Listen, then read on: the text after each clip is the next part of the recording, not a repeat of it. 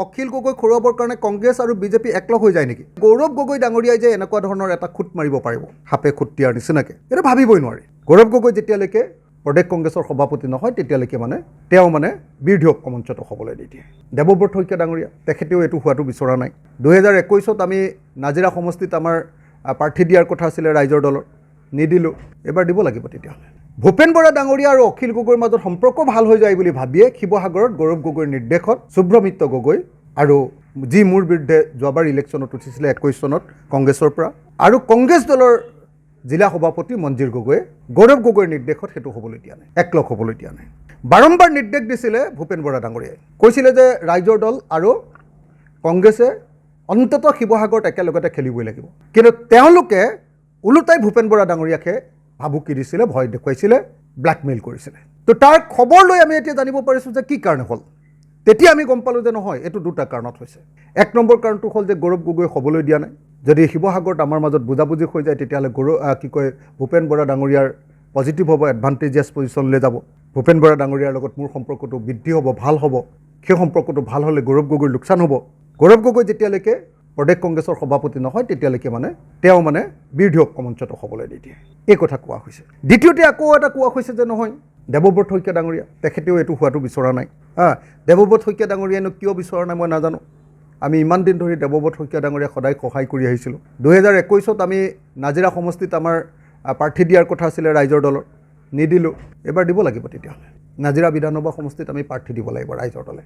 ভাল প্ৰাৰ্থী, শক্তিশালী প্ৰাৰ্থী আমাৰ আছে, আমি উঠাম। যদি আমাক এনেকৈ বাৰম্বাৰ মানুহে বিশ্বাসঘাতকতা কৰে, আমি সদায় তেওঁলোকক নৰম হৈ থকাটোৰ কোনো অৰ্থ নাই। মই বহুত দলৰ ভিতৰত গালি খাইছোঁ, বহুত দলৰ ভিতৰত সমালোচিত হৈছোঁ।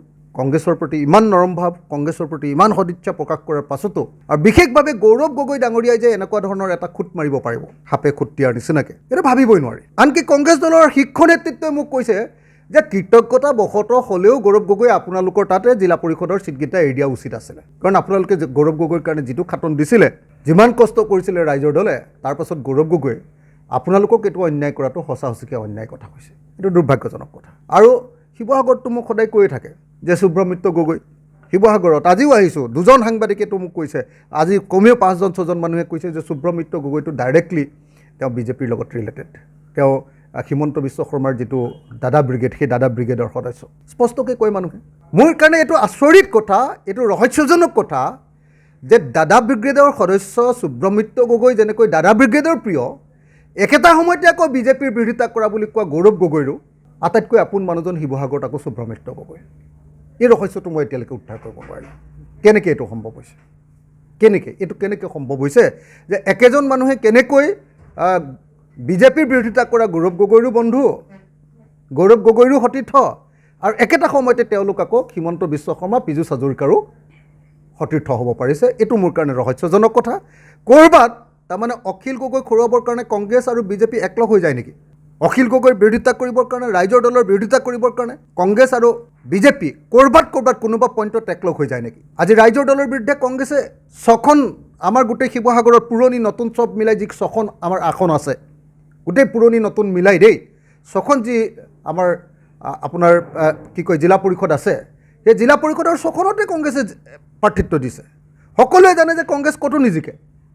কংগ্ৰেছৰ নেতৃবৰ্গই, মণ্ডল কংগ্ৰেছৰ মানুহবিলাকে, তৃণমূল কংগ্ৰেছৰ মানুহবিলাকে, জিলা কংগ্ৰেছৰ বিভিন্নজনে আমাক কৈ আছে যে কংগ্ৰেছে ক'তো নিজিকে, কিন্তু আপোনালোকক কৰোৱাবৰ কাৰণে দিয়া হৈছে। আমি তেওঁলোকক কৈছিলোঁ যে নহয়, 4খন আসন আমাক দিয়ক, আপোনালোকে 2খনত খেলক, আপোনালোকো জিকিব, আমিও জিকিম। কিন্তু তেওঁলোকে এৰি নিদিয়ে। তাৰ অৰ্থটো কি?